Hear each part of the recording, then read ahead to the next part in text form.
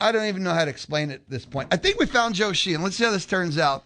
I very rarely do this. Joe, is that you? That is me. You figured out how to use your phone in 2026? God's honest truth. I deserve that because you called 3 times in the minutes leading up to 1 o'clock. The green button is how you answer the phone. The red button is how you hang up on the person. Guess what button I hit 3 times in a row? I'm going to go with red, like you were at a traffic stop and you were stuck there. Seriously, I've had a cell phone in one degree or another for like almost 30 years. I've had an iPhone for 15, and some days I'm just an idiot, man. Well, you know what? I don't go at some days. I know there's part of every day that I'm going to have a low light moment. I just hope it's not between 11 and 2 Central Time. I like low light moments. That's good. It's like sunsetting at the end of the day.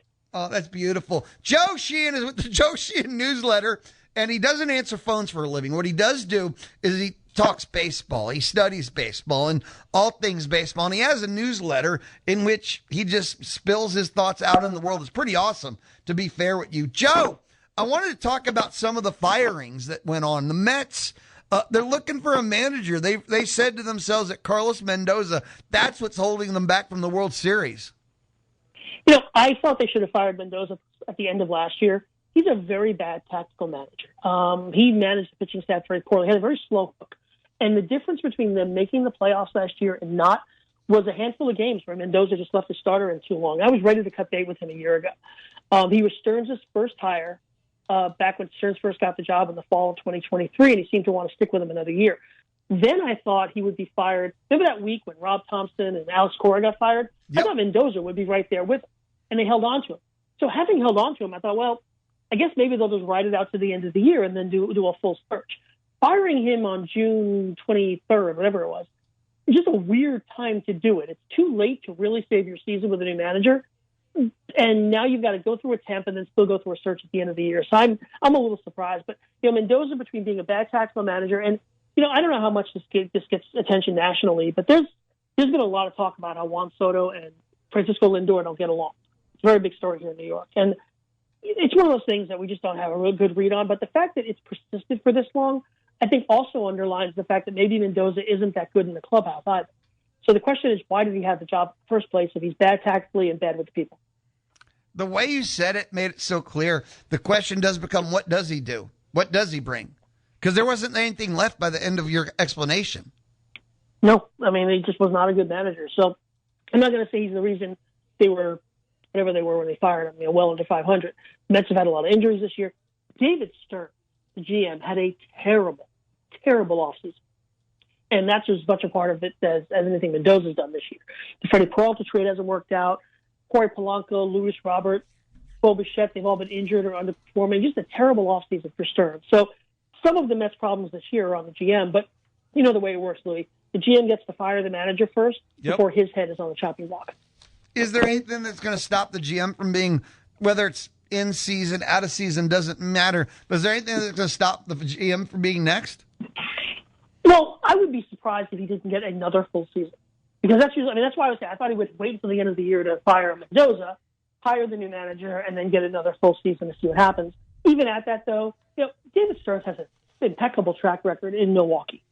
And I think he hasn't done anything. He's had a bad offseason. He had a bad offseason, but one bad offseason isn't, in my mind, enough to fire a guy when you look at the track record. Now, another one, if they don't win next year, I think Stearns would go.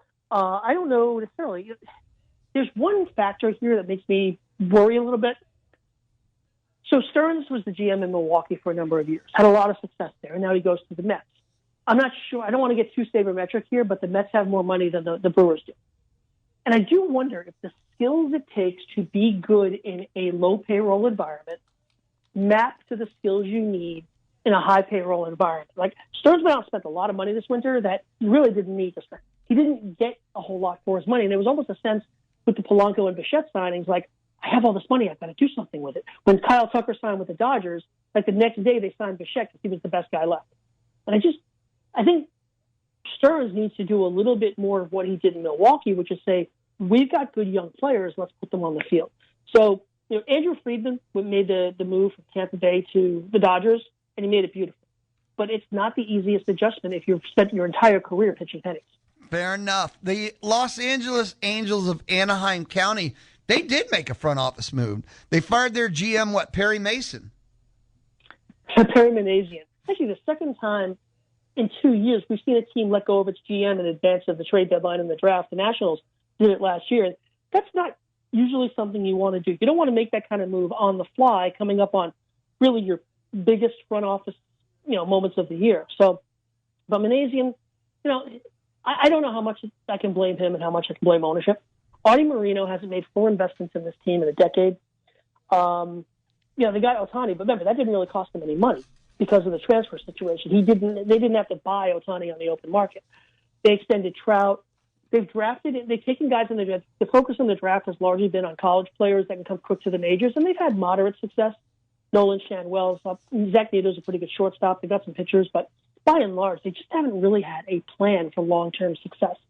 I don't think it's on Manazian. I think it's on Moreno. I don't think the Angels are in any danger of being good again until Artie Moreno sells the team. And I don't think Artie Moreno is going to sell the team until he works out a real estate deal with Anaheim. They had a deal a couple of years back with a crooked mayor where he was going to get the parking lots and he was going to be able to develop on the parking lots. That fell through. And I think Moreno is mostly holding on now until he gets a similar deal, and then he'll try to sell the Angels. Didn't Moreno sell the team, but then not really at one point? A while back, right? I don't remember if it got that far, but this was the precursor to selling the team, is making this deal with the city of Anaheim that was going to make Moreno rich and enable him to hold on to real estate development, commercial real estate development, after he sold the Angels. But once the deal fell through, he had no motivation to sell the Angels. Yeah, I thought he sold them and changed his mind. Like, literally had them sold, but I guess there were no I's and T's crossed, and changed his mind. Something happened, and he's like, no, we'll try one more time. I don't know. Maybe I'll look it up on the break. Okay, fair enough. Joe. I wanted your help with something. I think it was, Bradford Doolittle. It is ESPN.com. They did State of War, Wyatt Rules, MLB, frustrates fans, and what's next. And I didn't want to do a 50-minute documentary on it, but could you remind us what war is? Because we hear it all the time, and it's become, I think, a basic part of a baseball conversation. What is war? It's termed, it means wins above replacement. And it's based on the concept that there is a replacement level of play, a generic replacement level of play for all major league players. If you had a team full of replacement level players, your team would go about 148 and 114. Now, this concept goes back to before we called it war. We used to call it value over replacement player. It was developed by Keith Woolner at Prospectus back in the 1990s. It's now become war. VORP, the ORP, was only offense. Well, war folds in defense, it folds in base running, it folds in everything a player does. There are a number of different types of war. But what you want to just grasp here is that it's giving you a single number that tells you how valuable a player is relative to replacement. So a 2-win player, 2 war, that's like an average major league. A 4-win player is having a star season. 6 and above, you're talking about MVP candidates. The best seasons ever are like 17. Ripken in 91 with 17 wins. Your biggest war seasons are all pitchers that threw 400 innings, so we really don't count those guys. But like Doc Gooden was a 12-win season. Barry Bonds' best season was 12 wins. Trout at his peak was an 11-win player. And it's a shorthand for how good are you, but it's important to look at the component parts. Mason Wynn of the Cardinals is about a 2-win player, but he can't hit. He's a great defensive shortstop. Kyle Schwarber, a bad example. Schwarber's had better years. But there are guys who are just hitters, but they're 2-win players because they have no defensive value or they're bad defensively. And war reduces all that to a single number. Front offices don't really use war. They're looking at the component parts. War is good for us conversationally because I can say to you, I thought Evan Carter was going to be a 5-win player, and he's been a replacement level player. That's what war allows me to do. Okay. No, okay. So what is the role of war in conversation? Is it to take the components? So we need the components, or can we just boil the player down to the one number? Is it the best number? Is there other numbers we should use? Well, there's multiple versions of war based on the component parts. What does this system use to measure offense? What does this system use to measure defense? The analyst Tom Tango, who works for MLB now, says war is a construct. So I can take, pulling numbers here, OPS plus and defensive run saved to measure defense, and use whatever park factors I'm going to use and take a number for base running and put all that together and calculate a player's WAR. Or I can use the Fangraph stat of weighted on base average and outs above average from MLB and their base running numbers. And I can use that to tell. That's why WAR tends to be a little bit different. WAR for pitchers can be very different among the different systems based on the inputs. So there is no one single WAR because the inputs are different for each one. Now, for different questions, I use different ones. Mostly what I do, though, is I look at all. I'm saying, okay, this guy's a 4.5 win player here. He's a 5 win player here. And Baseball Prospectus has him as a 3.8 win player.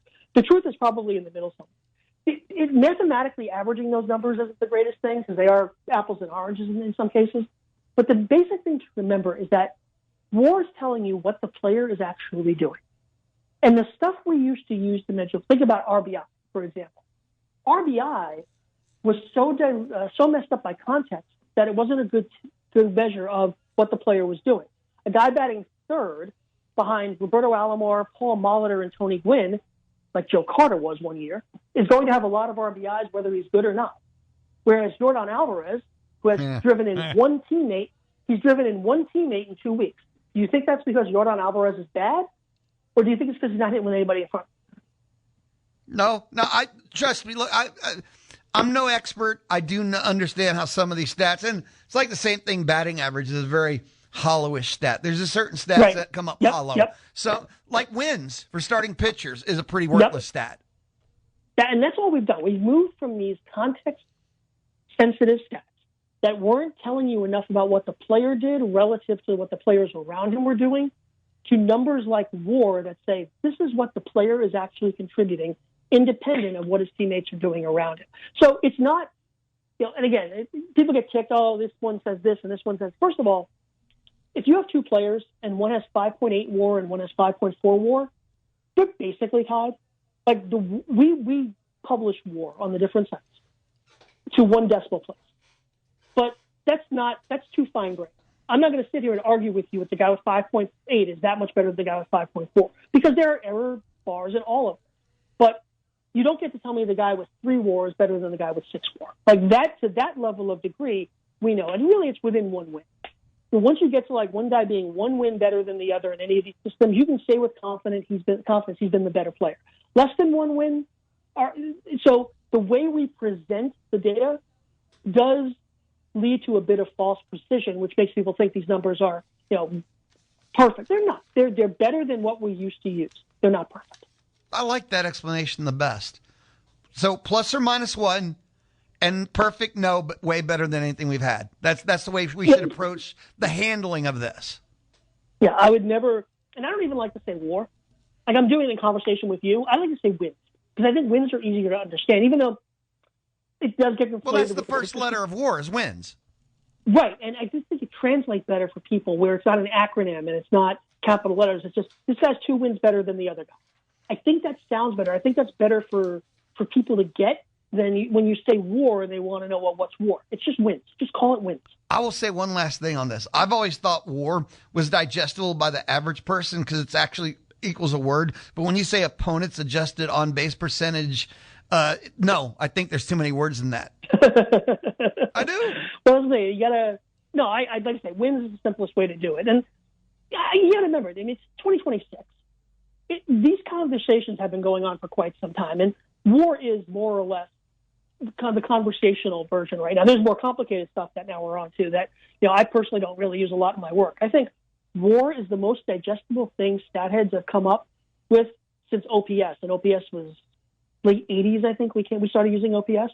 I think WAR, which became popular in the 2010s, has really been the best, most accessible number that stat heads have come up with in a long time. Joe, let's grab a quick timeout, brother. Joe Sheehan of the Joe Sheehan newsletter hanging out with us on the D4 Land Services hotline. If you need your land fixed up, your land cleared, your land excavated, you need to check out d4landservices.com. This is the Louie Bellina Show, Tuesday on the Zone. Make sure to get the podcast of Texags Live, the Louie Bellina Show, or Chip Howard Sports Talk Daily at zone1150.com and everywhere you get your podcasts. The Louie Bellina Show, presented by CC Electric, residential, commercial, industrial services. It's what they do at CC Electric. We're joined again I hope so. I don't know anymore. By Joe Sheehan of the Joe Sheehan newsletter. Joe, why don't you share with the world what in the wide world of sports is a Joe Sheehan newsletter? It's a place to read about baseball. I started out at Baseball Prospectus in the 90s. In 2010, I started this newsletter, and it's been going for 16 years now. Thousands of people subscribe to read what I do at baseball. You know, we talk all the time, and there's a lot of stats in the newsletter. I'm definitely a stat head, but I like to think that I make it accessible for casual fans. A lot of people have purchased newsletter subscriptions for their friends and family over the years. People who aren't necessarily that into the numbers, and they've stuck around because they enjoy the writing and they enjoy just reading good stuff about baseball. So you can get all the information at joesheehan.com. Last week, I ran a promotion where everything I did was free and up at the site. So there are pieces on the MLB draft proposal, on the Carlos Mendoza firing. There's a thing I do, Thinking Inside the Box, which is a whole bunch of notes. Go to the site, joesheehan.com, scroll. You can see a whole bunch of recent free pieces, and then you can sign up. Joe, it's funny. You got me thinking. Not many people get to start their own business like you did, the Joe Sheehan newsletter. When you started this, how long ago did you say? May 17th, 2010. So when you started this 16 years ago and changed now, did you realize it was going to become this? Did you think, it was going to blow up like this? No. At the time, I had more freelance. Remember, it was 2010. There was a lot more freelance opportunity. I was writing for Sports Illustrated 35 times a year. I figured this was a place to put the things that I had. I had more words, Louie, than I had outlets for. And this was where I was going to put all those extra words. Remember, man, I love writing. I can't write twice a week. I physically can't do it. So, what happened was, over time, a lot of the places I wrote at either went away or they were diminished, and the newsletter became a larger part of my portfolio. And now, I just write constantly for the newsletter. It was intended as a side gig. That is now my primary gig because the entire sports media ecosystem has fallen apart. Fair. Now, I've watched your newsletter over the years. Joe tells you that you'll get the newsletter X. He really just, whenever he's in the mood, and that includes 4 a.m, as inspiration strikes him, he writes, he puts it out. So you're going to get you pay X and you end up getting 77% more. Joe just gets an inspiration. So it's the greatest deal in the history of newsletters. We'll start with that right off the top. And for Joe, you also mentioned you even have a side gig for it where anyone that gets the newsletter then can be a part of your other communities you have, which includes gambling. You talk gambling. For those that like that kind of thing, they don't have to, right? So it's a value on a value on a value on a value. Right. There's access to a Slack workspace where you can just talk baseball all day. It's a lot of fun, especially the trade deadline or playoffs or any big moment. It's great to just hang out and talk ball with people. It's a great community. People from there, they'll go and meet up at games, and I just love that. Subscribers who have met through the newsletter go and find themselves in Seattle watching the Mariners together. It's just awesome. There's gaming too. So about 4 years ago, when it was PASPA had been knocked down for a couple of years, and people were really starting to get into sports gambling. I wanted to find a way to write about that, but keep it away from the people who really don't like it. Because Louie, the people who don't like it want no part of it. Right. So if you subscribe to the main newsletter, you can opt into a free gaming newsletter. That's picks and conversations and analysis. And it's a different kind of writing, which is why it's fun for me. I'm getting my head handed to me this year on the picks, but it's all published. It's all accurate. I track all my records. But it's a way to do something different. And because it's free for people who already subscribe, I don't have to be a tout. I'm not in a position of selling picks. I would never want to be in that position. Yeah. In part because, like I said, I'm getting my butt kicked this year. But there were a lot of needles to thread here in terms of people not wanting it, in terms of not wanting to charge directly for it. And it's been pretty successful for 4 years. It's a bit of a lift. I know you say I can write whatever, and I write all the time, but gaming has been a bit of a lift. So we're going to see what we do with that next year. But right now, it's coming out 3 to 5 days a week, and having fun with it. Where can they go get more info, subscribe to the Joe Sheehan newsletter? joesheehan.com. There's payment links there. There's, let's say, a whole bunch of free material. In addition to what I mentioned about last week, there's a page that just has 25 to 30 archive pieces. And you can go in there and just dig and get a sense of what it is I do. So joesheehan.com and get all the information. There's also an email link on there. Drop me a line if you have any questions. joesheehan.com. Joe, MLB, Major League Baseball, has reached the halfway mark. So everybody's got to do a grade and so forth. So I guess we will too. Why not? Sure. Whatever. Houston Astros. They've crawled back into it. They've won 4 straight series. Didn't get off to the best start against the Twins last night, whatever. But 5-2 road trip. They won 4 straight series, got the team back healthy. So, of course, Pena went on the IL. But what grade would you give them at the halfway mark? Incomplete would be cheating because of all the injuries, but that's probably the most fair one to give them. If you force me to give a grade, I'd say probably B-, B+. Remember, I did not have great expectations for this team coming in. I saw them as a 500 team and 42 and 45, a little past the halfway mark. They have played better of late. Getting Josh Hader back lines up the bullpen a little bit better for them.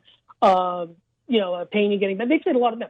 Diaz was out. Pena was out. Myers was out. They were playing just total, bench guys in the lineup a lot of the time. So they're healthier now. They're closer to the 500 team I expect them to be. So, yeah, B-, C+.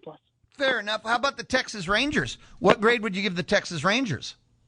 B+ to A-. As a matter of fact, I'm writing about them now. This is also a team that's more or less playing to expectation. I had them as the last wild card team in. Right now, they actually lead the division. They've won 5 straight. They went into Toronto over the weekend and swept the Blue Jays. They were actually tied with the Rangers, well under 500 on May 28th. And since then, they're 18-11, top 10 offense, top 10 pitching. They're getting a little bit lucky. They're 8-1. They're 8-0 in 1-run games, and then 1-1 in extra inning games in that time. So it's a little bit luck, but also they're playing close to expectations. They're going to have an interesting deadline. At what point do you say it's not going to happen for Evan Carter, not to pick on him again? Do you have to go out and get an outfielder? Wyatt Langford's been great, but he can't stay on the field. Corey Seager looks like he's in decline. Do you go out and patch some of these holes? But to me, A-, B+, because obviously there's always room for improvement, but I don't think you can go below B+. Fair enough. Now, on the fly top of the head, what team would you give the highest grade to? Is there an A+ team? It's funny because the Dodgers feel like they're just kind of hanging around, and they have the best record in baseball and headed for 107 wins or so. I mean, their expectations for them are so outsized that they can be 55-30 with an 11-game lead, and we're just kind of shrugging. Kyle Tucker hasn't hit at all. Mookie Betts really hasn't hit. They are, I don't say they're more a pitching team than a defense team, than an offense team at this point. But a lot of these top teams now are. The Dodgers, incredible run prevention. The Red Sox, their recent surge is entirely about run prevention. The Yankees are getting good run prevention, but they're not hitting at all. So they've lost 5 in a row now. A lot of the top teams in baseball this year, it's really more about the run prevention than the run scoring.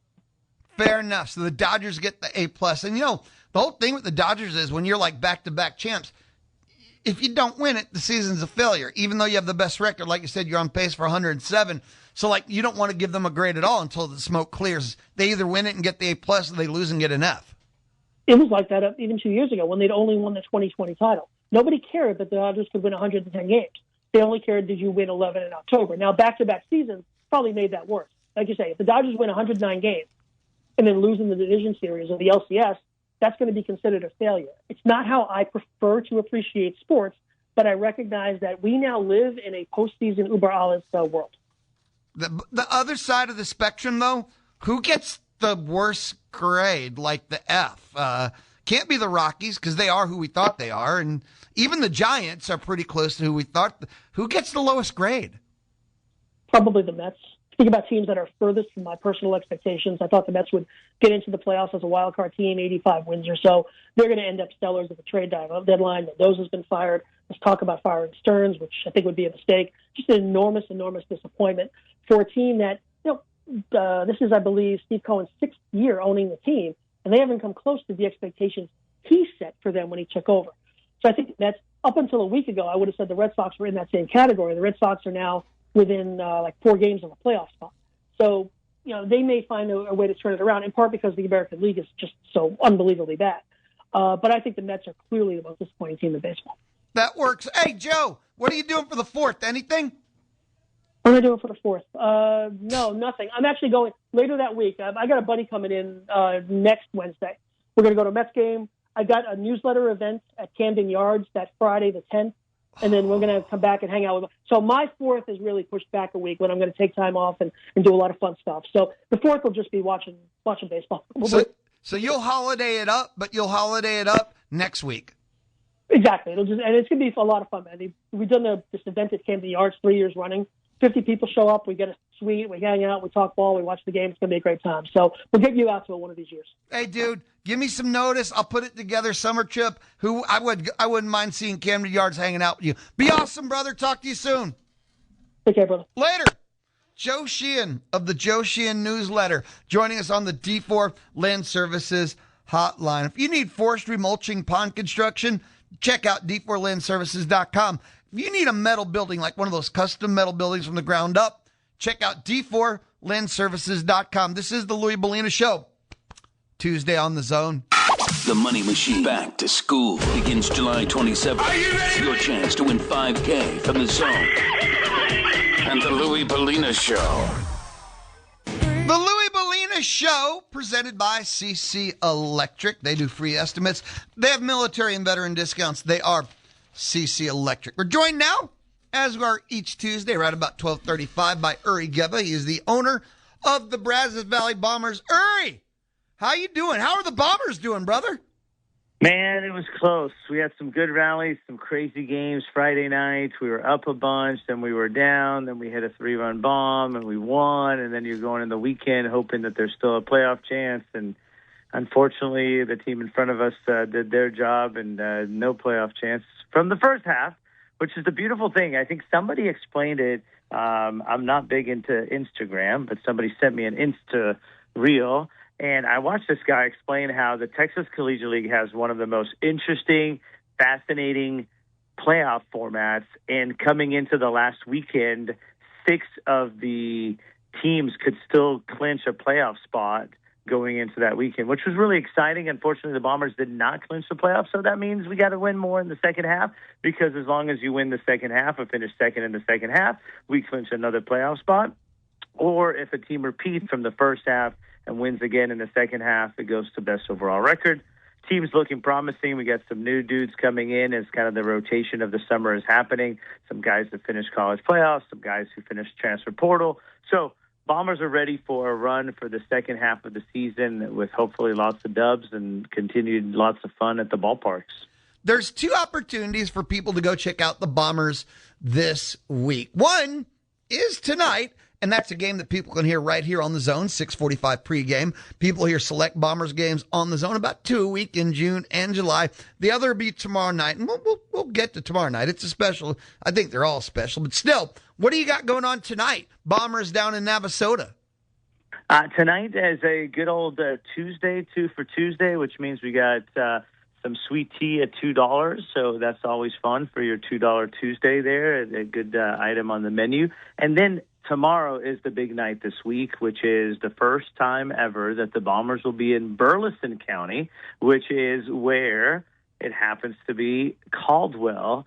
And we will be swarming their field thanks to Starcraft Home Builders. They've got a new neighborhood coming up right behind the high school there.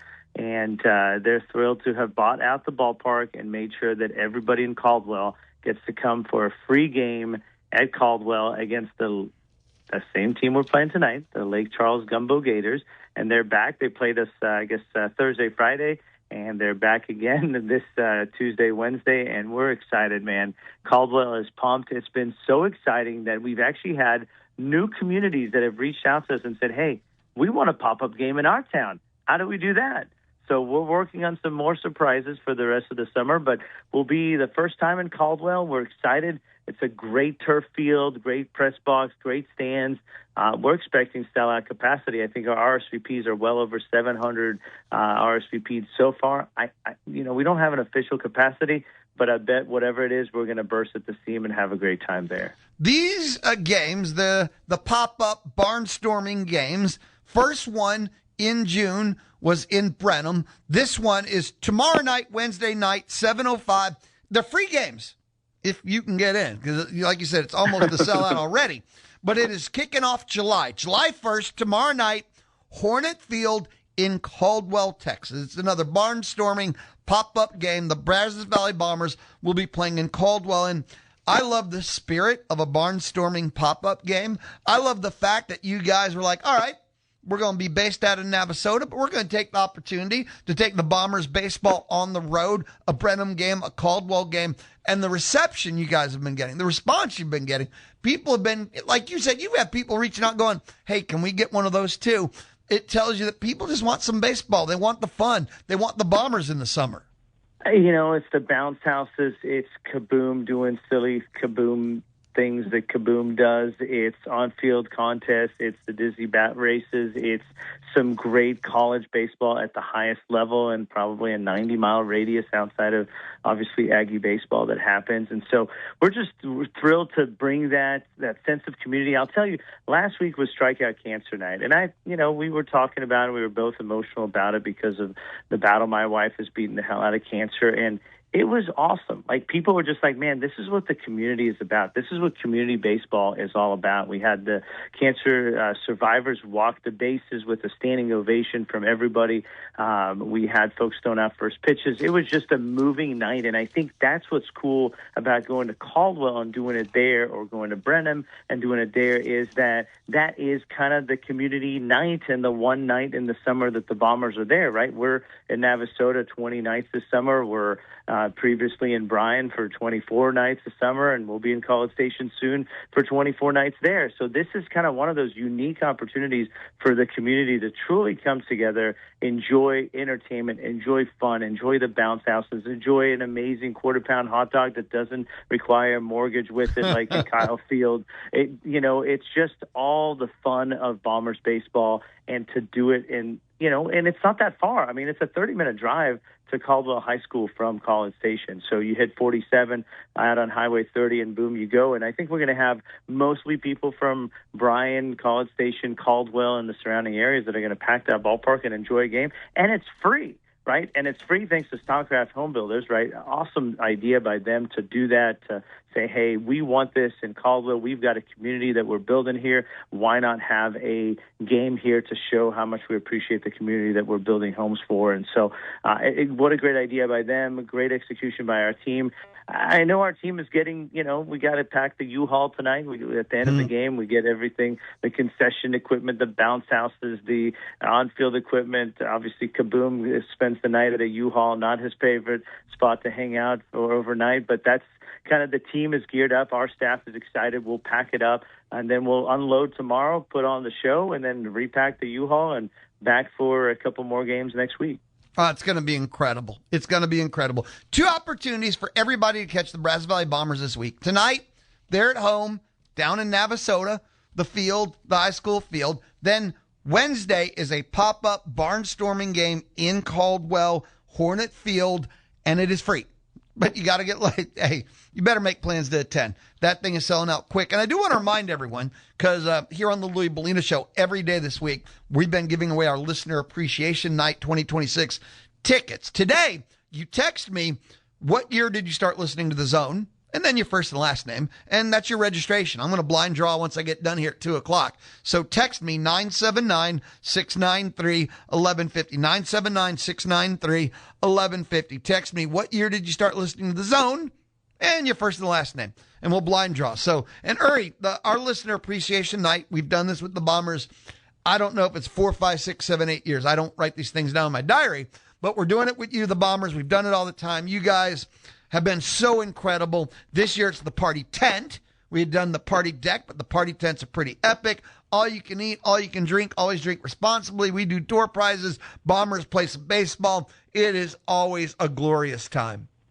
Well, and what's exciting about these party tents is, we just had Reynolds and Reynolds out there. They kind of bought a few of those tents for their team to come out and have a good time. And it was a great showing by their staff and a great night on Friday night with the fireworks. And as somebody said there, man, this is like an upgrade, and then you get to your final upgrade when you move to College Station. And I couldn't agree more. The Navasota facility is incredible. The berm over there. I mean, the one scary thing this last Friday night was, fireworks, pastures, fireworks, you graze your land, gets a little shorter, gets a little drier. It was a little exciting. We have a lot of fire extinguishers, so it was good. But, it's just such a wonderful place to catch baseball. The breeze, the comfortableness, the coziness of the place. It's just we're thrilled. Great home away from home, and lots of great baseball. I mean, and more home runs than we've ever had. I'm not sure.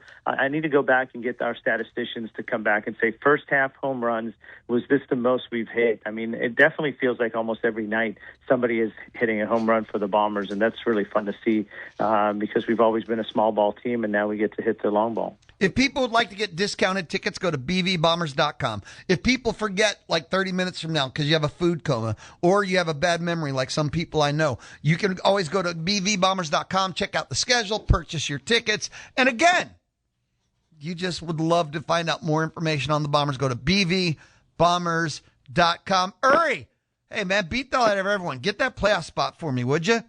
Hey, yes, sir. We've done it for 19 years. I'm hoping not to break the streak. I don't think you are. And also, best of luck with the pop-up barnstorming game. I just know how incredible you use the word community. That nails it. Community event those are, and they turn out so special. Thank you, brother. Be awesome, man.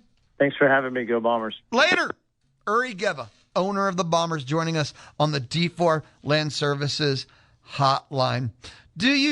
Are you looking for maybe land cleared, land excavated? D4landservices.com. Forestry, mulching, pond construction. Check out D4landservices.com. When we return, man, lunchtime on the Louie Bellina Show has sure flown by, and lunchtime is thanks to Rudy's Barbecue. The Houston Astros play in the zone. Thanks to Kelly Bird Dozer. Adam in South College Station said, Lou, moved here in August of 2021 for A&M Athletics. Found the Zone 1150 and the Louie Bellina Show that football season and have been a loyal listener since. And that's Adam. Thank you, Adam. Sharing is caring, and I care a lot right now. I want to enter the lifestyles portion of the Louie Bellina Show. Boy, oh boy, oh boy. I think there's a lot of us that are going to pee all over this list and light it on fire. I'll explain. It's a list of 7 things you should never grill, but it's a Chat GPT list. And the reason this list is popping up, because it's 4th of July is coming up. People are going to grill and it's going to be with your friends, but grilling is a big deal. AI uncovered a Bloomberg article that had professional chefs list foods that they would never, all caps, never cook on a grill. And okay, professional chefs, but burgers were on the list. They would never. Why? The fat drips down. The outside doesn't get caramelized, so you lose flavor. And the proper way to cook a burger, professional chef, is use a plancha, a flat piece of cast iron you can place on top of the grill. But that might all be chefy right, but there is no universe I will live in or believe in that you can't put a burger on a grill and it comes out glorious. Glorious, glorious. So, okay, fat drips down, the outside doesn't get caramelized, but maybe it's a state of mind versus a statement of fact, but a burger off the grill with friends is not one of the most glorious burgers you will ever eat. And then, you've got the fresh sides there. Come on. That's the problem with AI. It's got no soul. But a burger off the grill with friends at a tailgate, a grill gate, a July 4th gate, that's a lie. The spoon does bend. Now, here are the other, it's 7 things, right? A filet mignon. Why? A filet mignon does not have enough fat for the grill. And they're pretty thick, so it's hard to cook them the way you want them using the flame. Okay, Chat GPT has never met a grill master. Because you give a grill master a filet, it can be grilled. A pizza. Yeah, pizza on a grill doesn't work very well. That's not okay. Most types of fish, including salmon, they say should not be grilled. And that's an interesting one. Because I'm wondering if I've had fish on a grill, and I know I have. If you want to do fish on a grill, they recommend swordfish and tuna. Pork chops. Why? The fat, the grill down. I've had pork chops on a grill. It was good. Shish kebabs. They're just okay, but there's better ways to do them. And there's a problem. The veggies and the meat will cook at different temperatures. That's only 6. That's enough. But I reject. I'm not an anti-AI person, by the way, whatsoever. But I reject. If you tell me I can't do burgers on a grill, your list is a lie.